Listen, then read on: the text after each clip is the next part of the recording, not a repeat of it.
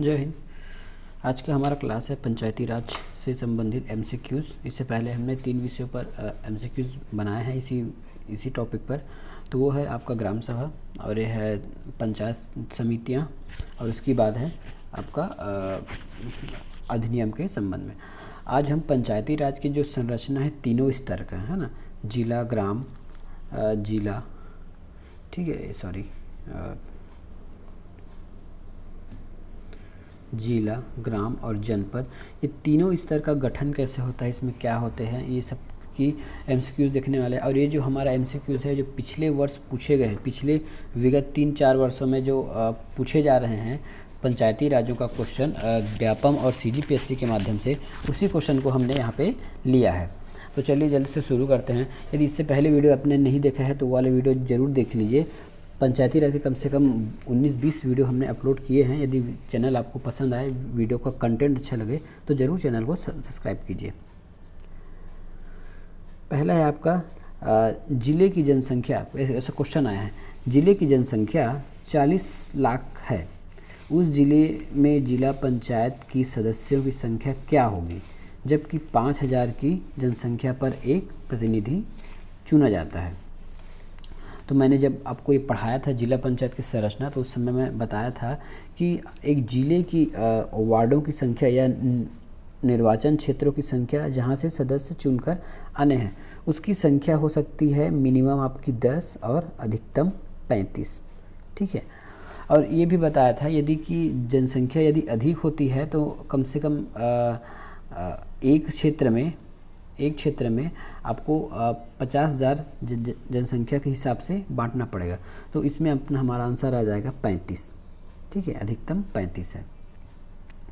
अगला क्वेश्चन है, पंचायतों की न्यूनतम और अधिकतम संख्या क्या होती है। पंचायतों की न्यूनतम और अधिकतम, देखिए पंचायतों की बोला है मतलब पंचायतों की वार्डों की बारे में बात कर रहा है। यदि क्वेश्चन इस प्रकार लिखा आता है तो आपको स्वतः ही समझ जाना है कि वो वार्डों की बात कर रहा है। तो इससे पहले हम समझ लेते हैं कि ग्राम पंचायत में होता क्या है।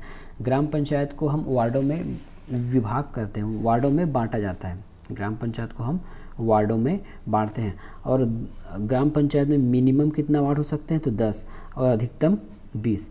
और प्रति वार्ड की जनसंख्या हमको एक एवरेज 100 रखनी होती है, ठीक है। यदि 1000 से अधिक है तो हमको प्रति वार्ड मिनिमम जनसंख्या 100 रखनी है। तो देखते हैं, मिनिमम हमारा 10 है और अधिकतम 20 है। तो इसमें लिखा है ग्राम पंचायत के लिए लिखा है 10 से 20, ठीक है। ग्राम पंचायत 10 से 15 गलत है। जनपद पंचायत 10 से 20 गलत है। हमने जनपद पंचायत के पढ़ा है 10 से 25, ठीक है। तो जनपद पंचायत 10 से 25 ये सही है। जिला पंचायत अभी ऊपर देखे हैं 10 से 35, ये ठीक है, और ये गलत है। इस प्रकार कौन कौन सा सही है, कौन कौन सा गलत है, ये इस प्रकार आपको पता चल रहा होगा। ये पिछले वर्ष पूछे गए क्वेश्चन है। मैंने कहीं अलग से अपने ही बुद्धि से उपज किया हुआ कोई क्वेश्चन नहीं है। पिछले साल जो व्यापम और सीजीपीएससी के द्वारा पूछा गया क्वेश्चन आपके समक्ष लाया हूँ। अगला क्वेश्चन आता है, इनमें से क्या सही है। देखिए, ये जनपद पंचायत के बारे में है। तो इसको पढ़ने से पहले मैं आपको एक बात बता दूं कि जनपद पंचायतों की संरचना में सरपंचों का भी भागीदारी होता है। कुछ जो पॉइंट पढ़ा रहा हूँ उसको आप पहले समझ लीजिए। जनपद पंचायतों की संरचना में सरपंचों का भी उस खंड के सरपंचों का भी हिस्सा होता है। तो होता यह है कि वहाँ जितने भी सरपंच रहेंगे, ठीक है, आपके ग्राम पंचायत में उस जनपद में कि जितने भी सरपंच रहेंगे उतने को कम से कम 1/5 को 1/5 मतलब 20% सरपंच को प्रति वर्ष जनपद का सदस्य माना जाता है। और ये रोटेशन वार होता है। जैसे 1/5 को इस साल दिए तो 1/5 को आने वाले वर्षों में देंगे, फिर 1/5 को आने वाले वर्षों में। इस प्रकार पूरे करके पूरा 5 साल में सभी सरपंचों को वहाँ सदस्य के रूप में मौका दिया जाता है। और जो सरपंच एक बार चुन कर आता है उसको दोबारा मौका नहीं मिलता। दूसरी बात, यदि कोई सरपंच वहाँ के किसी समिति का सदस्य है ना, तो वह इस 1/5 या 20% में गिनती नहीं होगा, ठीक है। चलिए अब पढ़ते हैं। 20% जो जनपद पंचायत के पदेन सदस्य होंगे, ठीक है, जनपद पंचायत की स्थायी समिति के सदस्य हो सकते हैं। गलत, नहीं हो सकते। अभी मैंने बताया ना कि जो सदस्य होते हैं वो उनको चुनकर नहीं लाया जाता क्योंकि पहले से ही बने हुए हैं। ठीक, अगला है आपका 20% जो जनपद पंचायत के पदेन सदस्य होंगे, ठीक है, जनपद पंचायत की स्थायी समिति के सदस्य नहीं होंगे, ये सही है। ठीक है, 20% जो जनपद पंचायत के पदेन सदस्य होते हैं, कार्यकाल 1 वर्ष होती है, ये बिल्कुल सही है। यहाँ कार्यकाल 5 वर्ष लिखा है, गलत है। 20% जो जनपद पंचायत के पदेन सदस्य होते हैं पूर्ण सदस्यता दी जाती है। 20% जो जनपद के सदस्य होते हैं वो पूर्ण सदस्य दी जाती है। तो बताइए क्या उनको पूर्ण सदस्यता दी जाती है? मैंने आपको पहले बता चुका है कि उनको पूर्ण सदस्य मिलेगा या नहीं मिलेगा।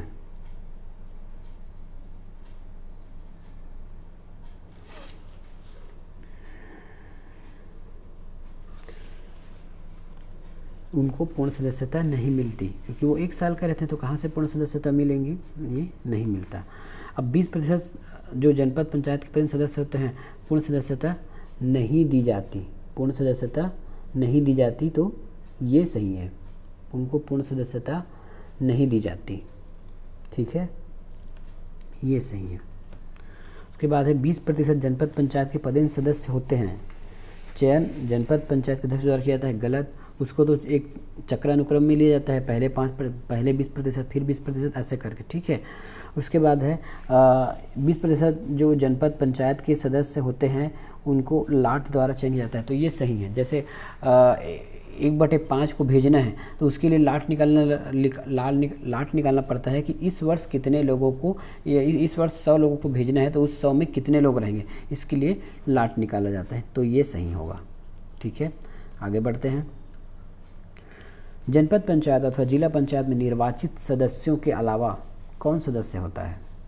जनपद पंचायत में और जिला पंचायत में निर्वाचित सदस्य जो वार्डों से जीत कर आए होते हैं, उसके अलावा और कौन रहते हैं? क्या वहाँ कोई नामांकित रहता है? बिल्कुल नहीं रहता।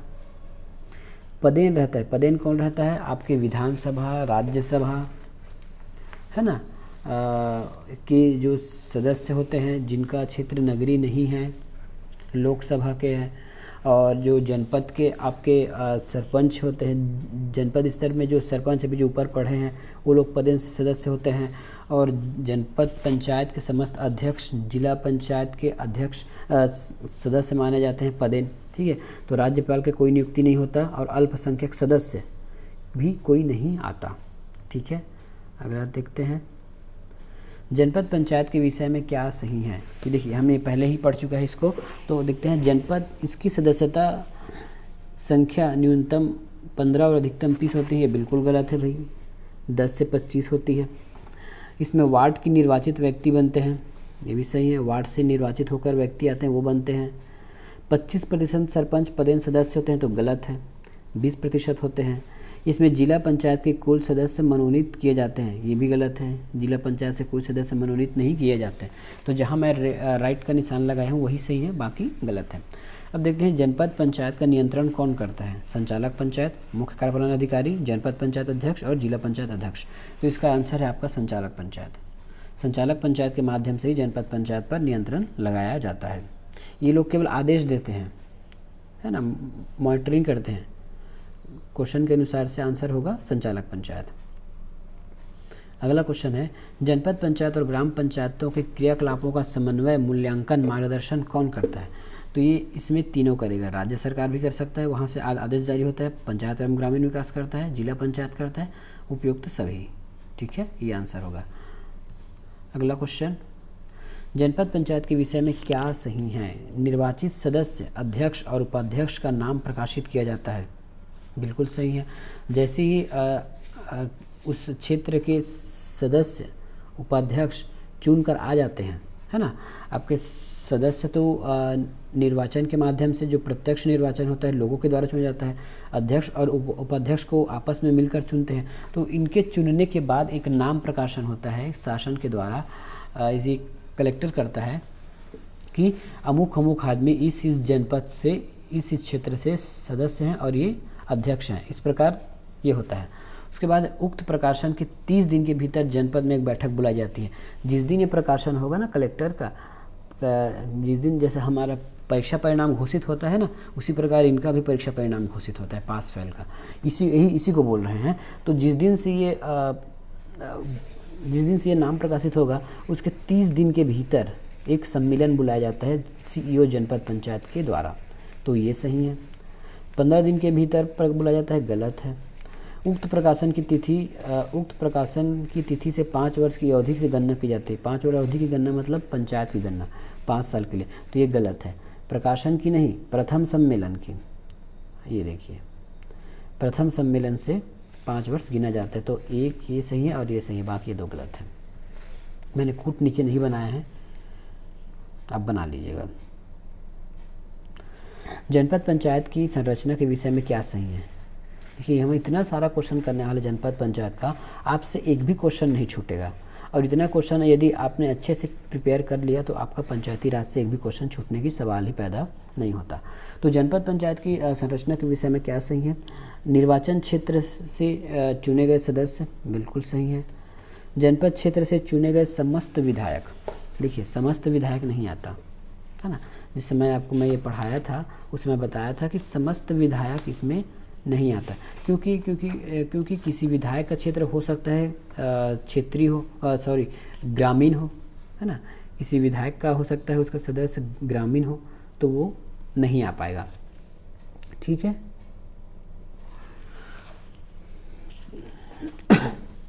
इसमें आपको सही बताना है, ठीक है। सुने गए समस्त विधायक।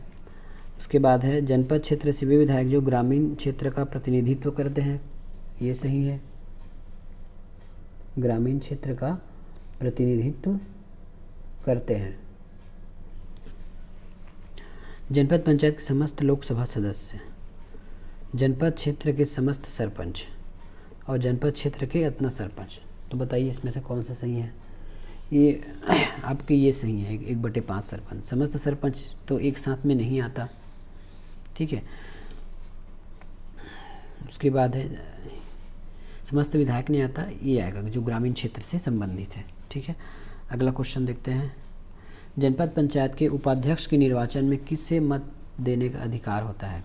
जनपद पंचायत के उपाध्यक्ष के निर्वाचन में किसे मत देने का अधिकार होता है? तो जनपद पंचायत के समस्त सदस्य, गलत। समस्त सदस्य में तो सभी लोग आ जाते हैं जनपद पंचायत में, जैसे जो चुने गए हैं, जो विधानसभा से आते हैं, 1/3 सरपंच आते हैं, तो उनको अधिकार नहीं है। जो निर्वाचित होकर आते हैं खंड से, उनको अधिकार होता है, ठीक है। तो जनपद पंचायत के पदेन सदस्य नहीं, ये नहीं कर सकते। जनपद पंचायत के अधीन ग्राम पंचायत के सरपंच, ये भी नहीं कर सकते, ये सही है। अब इसे बताना है आपका सही क्या है, ठीक है। एक विधायक जो जनपद पंचायत का पदेन सदस्य है, बैठक में भाग लेने के लिए प्रतिनिधित्व नामित कर सकता है, बिल्कुल कर सकता है, ये हमने देखा है, ठीक है। एक लोकसभा का सदस्य जिला पंचायत का पदेन सदस्य है, बैठक में भाग लेने के लिए प्रतिनिधित्व नामित कर सकता है, बिल्कुल कर सकता है। एक राज्यसभा सदस्य जिला पंचायत का पदेन सदस्य है, बैठक में भाग लेने के प्रतिनिधित्व नामित कर सकता है, बिल्कुल कर सकता है, ठीक है। इसमें अब आपको क्या सही नहीं है बताना है ना। तो एक महिला सरपंच ग्राम पंचायत और जनपद पंचायत के बैठकों में अपने पति का नाम नहीं भर सकती, लेकिन हालांकि ऐसा सब हो रहा है इलीगली, लेकिन ये रूल में नहीं है, ठीक है।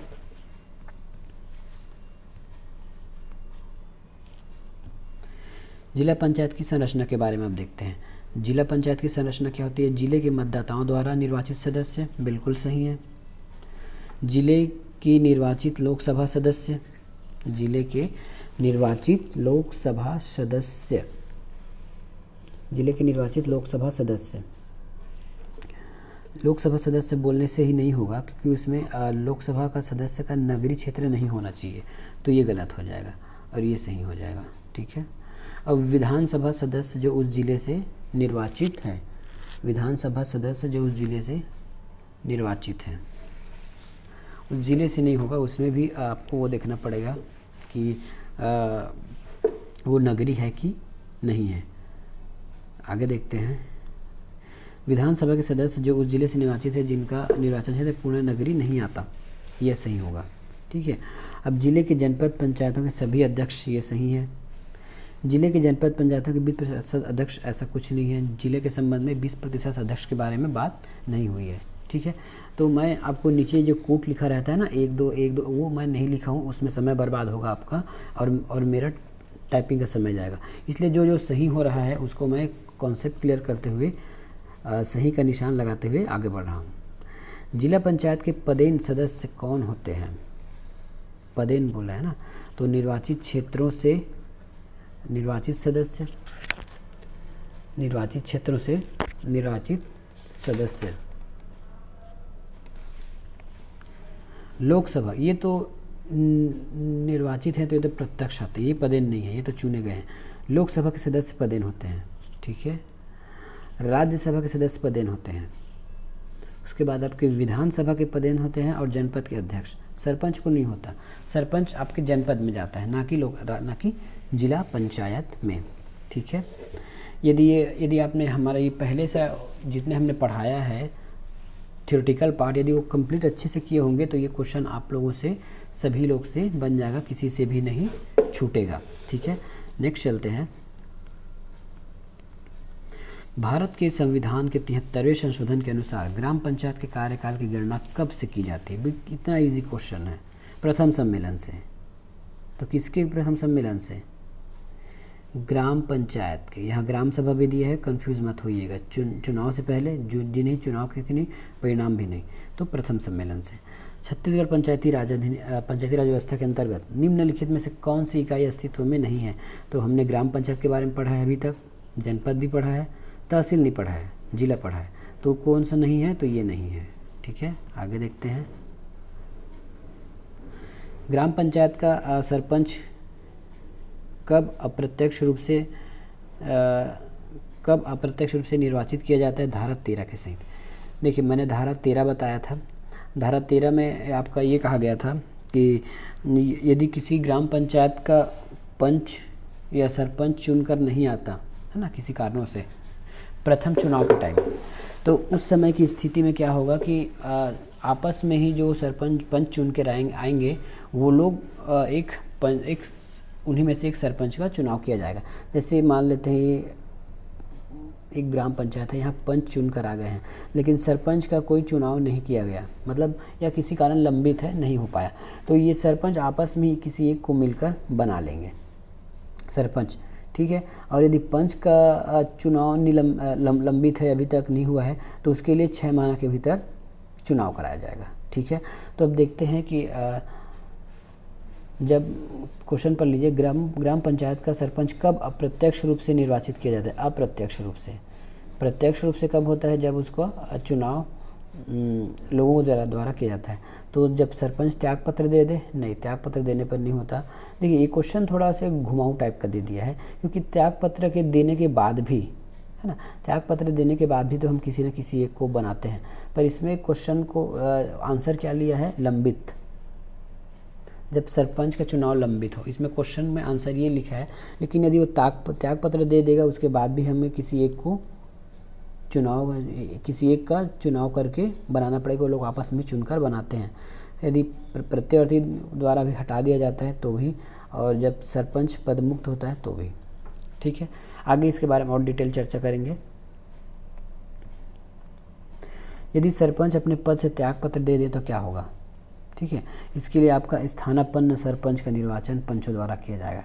देखिए वही प्रोसेस है जो अभी मैंने ऊपर बताया कि सभी सरपंच मिलकर एक सरपंच की चुनाव करते हैं, इसको बोलते हैं स्थानापन्न सरपंच। तो क्वेश्चन घुमा के पूछ रहा है, पता नहीं अब इसका आयोग ऐसा क्वेश्चन क्यों देता है।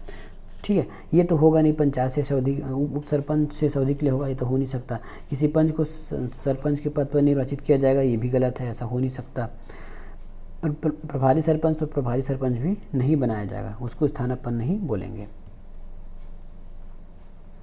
18 नंबर, यदि राज्य सरकार द्वारा जनपद पंचायत का विवर्तन, ये विघटन होगा, विघटन है ये, है ना, विघटन, क्योंकि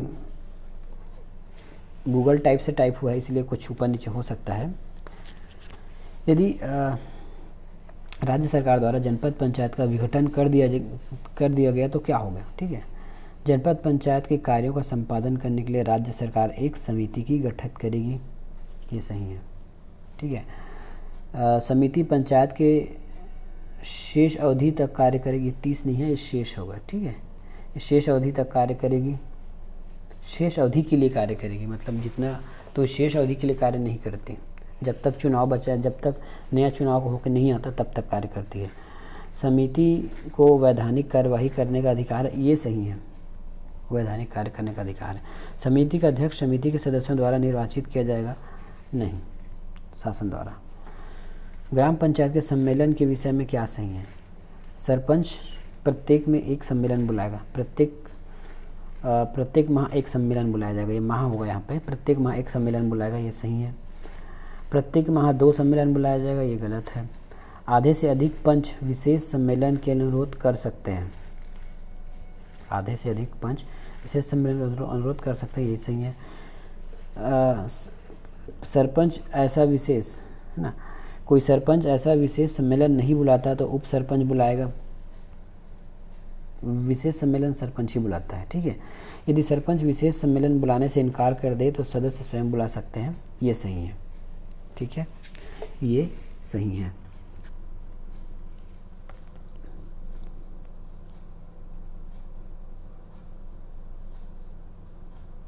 ठीक, आगे बढ़ते हैं। क्वेश्चन नंबर 20, निम्न में से क्या सही है विशेष बैठक के संबंध में, ठीक है। यदि 50% से अधिक पंचायत के सदस्य, मतलब वार्ड पंच लिखित मांग करे तो सरपंच एक विशेष बैठक बुलाता है, ये बिल्कुल सही है। सरपंच ऐसी मांग की उपेक्षा कर सकता है, बिल्कुल नहीं कर सकता, कुटा जाएगा वो। यदि सरपंच विशेष बैठक न बुलाए तो अन्य सदस्य स्वयं बुला सकते हैं, अभी जैसे ऊपर क्वेश्चन में देखें, बिल्कुल बुला सकते हैं। विशेष बैठक की सूचना सचिव जारी करेगा, सही है। विशेष बैठक के लिए जनपद पंचायत अनुमति देगा, ऐसा कुछ रूल नहीं है, है ना, ऐसा कुछ रूल नहीं है।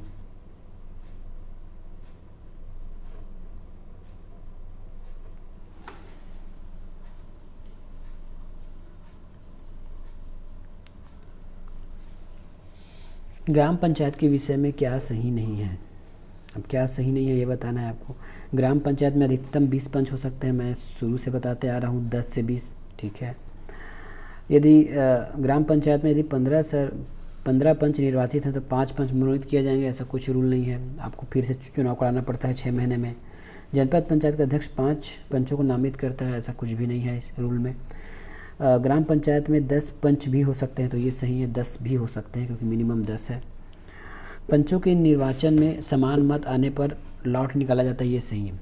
चलिए अब इसको मैं आपको थोड़ा समझा देता हूँ। अब एक ग्राम पंचायत है, ग्राम पंचायत के एक ही वार्ड से, वार्ड क्रमांक 1 से ए और बी दोनों खड़े हुए हैं, ठीक है। ऐसी इन दोनों का मत बराबर आ जाता है 50-50, है ना, 50-50, तब इसको लॉट निकाला जाता है, उसको टॉस भी बोलते हैं। एक लॉट निकाला जाता है, 2 पर्ची लिखा जाएगा, एक इसके नाम का एक इसके नाम का, और दोनों में से एक नाम निकाला जाता है और जो आता है उसको निर्वाचित घोषित कर दिया जाता है, ठीक है। और मनोनीत सदस्य बैठक में भाग लेते हैं, मतदान कर सकते हैं, बैठक में भाग लेते हैं, मतदान नहीं कर सकते हैं। उसके बाद है सम्मेलन की प्रक्रिया के बारे में क्या सही है, ठीक है। ग्राम पंचायत की बैठक की गणपूर्ति कुल सदस्यों का, ग्राम पंचायत में बैठक की गणपूर्ति कुल सदस्यों का 1/3। जनपद पंचायत में बैठकों की गणपूर्ति 1/3, जनपद पंचायत में बैठकों की गणपूर्ति 1/3, ठीक है।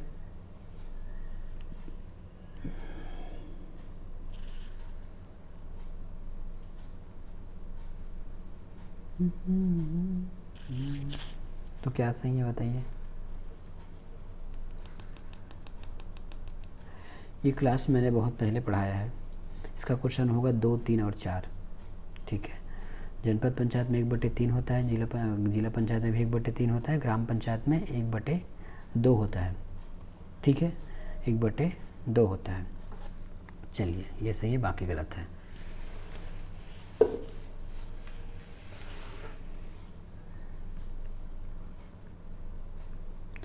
निम्नलिखित में से सुमेलित करना है आपको। ग्राम पंचायत का सभापति, सरपंच, जनपद पंचायत का सदस्य और सरपंच। इसमें सुमेलित कौन सा नहीं है, तो देखिए इसमें अंतर कैसा निकालेंगे आप। जो सरपंच होता है प्रत्यक्ष चुनाव होकर आता है, उसका चुनाव किया जाता है, ठीक है। ग्राम सभा का सभापति भी प्रत्यक्ष चुनाव होता है। कैसे, कब होता है? जब सरपंच उप सरपंच नहीं रहता है ना बैठक की अध्यक्षता करने के लिए, तो ग्राम सभा का जो किसी एक व्यक्ति को ग्राम सभा चुन लेती है सदस्य के रूप में, वो भी आपका प्रत्यक्ष निर्वाचन से। ठीक है। जिला पंचायत का भी जो सदस्य है वो भी ऐसे ही चुना जाता है, और जनपद का भी उसके निर्वाचन क्षेत्र से चुना जाता है। लेकिन उप सरपंच के केस में ऐसा नहीं है, ये अप्रत्यक्ष चुने जाते हैं निर्वाचित पंचों के द्वारा। ठीक है। नेक्स्ट क्वेश्चन है। आज के लिए इतना ही, मिलेंगे नेक्स्ट वीडियो में। धन्यवाद। चैनल पसंद आए तो ज़रूर लाइक कीजिए, सब्सक्राइब कीजिए, दोस्तों में शेयर कीजिए।